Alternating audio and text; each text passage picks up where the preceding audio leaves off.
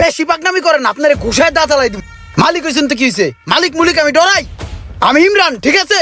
আপনারা পাকনামি করতে কইছি মিয়া, ফাজিল। তুই পাকনামি করবি কেন লেগা? তুই এই ক্যাশে হাত দিছস কেন লেগা? এখন কি হিসাব তুই মিলাবি? আমি হিসাব মিলামু, তুমি বাইরেও দেখ কোনে কেমনে হিসাব মিলাই। ফাউল। আরে রাহেন না, কি শুরু করলেন আপনারা? কাস্টমারটাকে বিদায় করেন, তারপর আপনারা ঝগড়া করেন। এটার দাম কত এটা কোন? এই লাইটটা ভাই 550 টাকা। ও আচ্ছা, 550 টাকা। তো আমি তখন 500 টাকা নিয়ে আসছি, 50 টাকা নাই, তো এটা রেখে দেন, পরে নিমনে। আরে সমস্যা নাই, আপনার লাইট পছন্দ হয়েছে আপনি লাইট নিয়ে যান। আপনি 50 টাকা পরে দিয়েন, দেন 500 টাকা দেন। কি রে ভাই, এইটা আবার কোন ধরনের বাটপার? 550 টাকার লাইট, হেডা আবার 50 টাকা বাকি রাখতাছে। এই 50 টাকা কি আর কোনোদিন দিবে? আচ্ছা ঠিক আছে, তা ধরেন। ঠিক আছে ভাই, থ্যাংক ইউ। হ্যাঁ, আসি। তুমি যে এই এটারে যে বাকি দিলা, এটারে তুমি চিনো? লোকটা তো সুবিধাজনক না, যারা তারে বাকি দিয়ে দাও। চিনো না, হুনো না, 50 টাকা দিয়ে দিলা বাকি। দেখতে তো লাগে চোরের মতন। 50 টাকা গেছে। আমি থাকলে এই মালটা 650 টাকা বিক্রি করতাম। ঠিক আছে।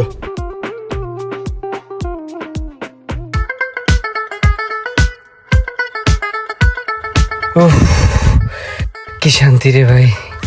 ভাই আসছিলাম হলো, ওই যে আপনার 50টা টাকা ছিল না, ওইটা দেওয়ার জন্যই।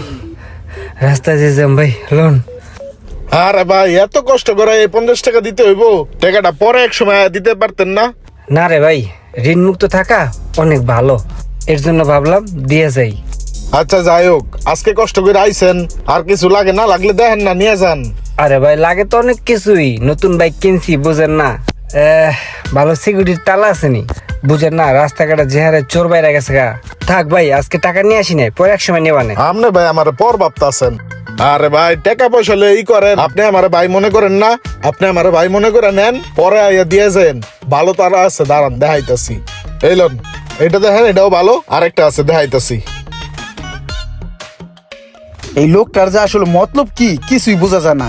দোকানে আয় ঠিকই, কিন্তু টাকা লয়ে আয় না, আবার মালপত্রও লাগে। এই বেড়ায় মনে হয় নিজের অনেক চালাক মনে করতেছে। মালিকে না বুঝলে কি হইব? আমি কর্মচারী, আমি ঠিকই বুঝি। তাহলে ভাই এগুলো কত করে?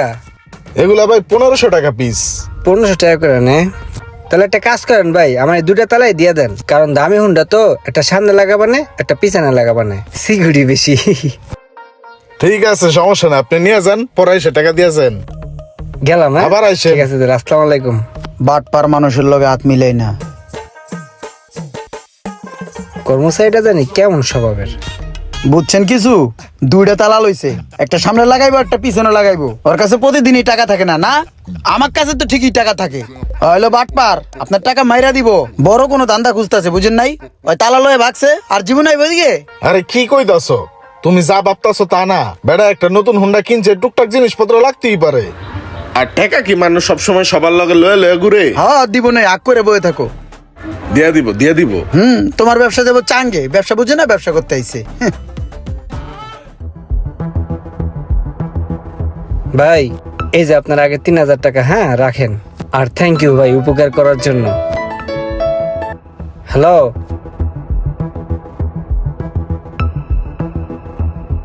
আচ্ছা ঠিক আছে, আমি দেখতেছি। কি ভাই কোনো সমস্যা? না সমস্যা না, ওই আমার হুমন্দি আছে তো, তা নতুন একটা বাইক কিনছে, তা কিছু মাল লাগতো তো, হ্যাঁ কইলো আর কি। আরে ভাই আপনার সম্বন্ধী নতুন বাইক কিনছে, তার বাইকে মাল লাগবে, এত চিন্তা করার কি আছে? মাল নিয়ে যান না, কি কি লাগবে নতুন বাইকের লেগা সব আছে, লয়ে যান।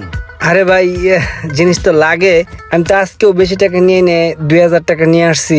না থাক, অন্য সময় নিব না। হ্যাঁ আরে ভাই আপনি টাকা লয়ে টেনশন করতেছেন, আপনার কি কি লাগবে নেন তো ভাই, পুরো দোকান লয়ে যান, কোনো সমস্যা নাই, পরে টাকা দিয়েন।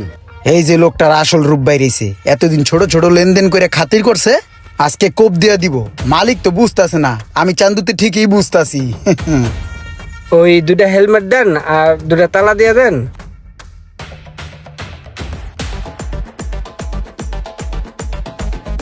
মালগুলা বাকি দেওয়াতে খুব উপকার হইলো। এই লন ভাই, তাহলে 2000 টাকা রাখেন, বাকিটা পরে দেওয়া যাবে না। হ্যাঁ, আমার নাম্বারটা রেখে দেন। কোন নাম্বারটা কোন?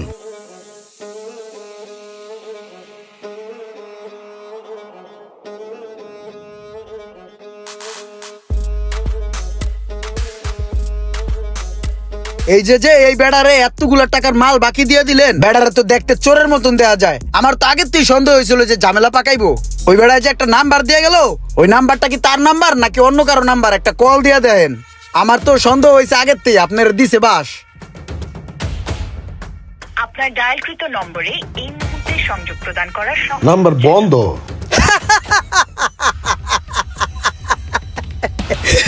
আগেই কইছিলাম যে ধরা খাবে মামু, ধরা খাইছো।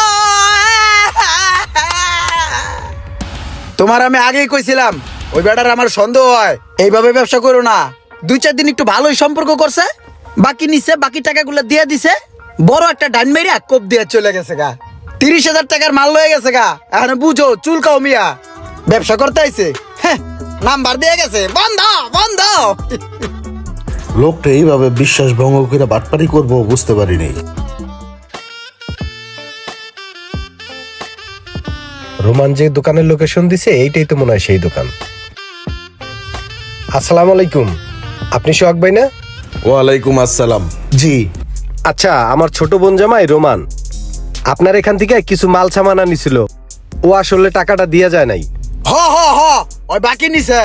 আর ওই যাওয়ার পরে তুই মোবাইলটা বন্ধ, ওই তো একটা বাট পার, ওর পাইলে ঘুষামু। একদিন না একদিন ঠিকই ধরা পড়বো, আমার চোখ ফাঁকি দেওয়া অসম্ভব। 2-3 বার চল্লি বললি কইরা হ্যারে বলদ বানায়া সব লইয়া ভাগছে।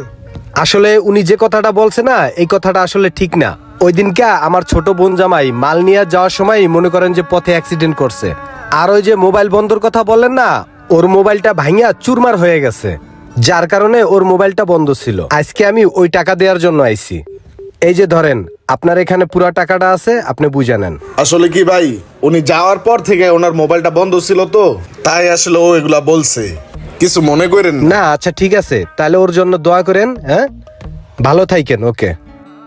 অনেক সময় আমরা মানুষদের যাচাই না করেই খারাপ ভাবি, কিন্তু যাচাই বাছাই না করে তাকে খারাপ ভাবাটা ঠিক না। ভিডিওটি ভালো লাগলে অবশ্যই শেয়ার করে দিবেন প্লিজ।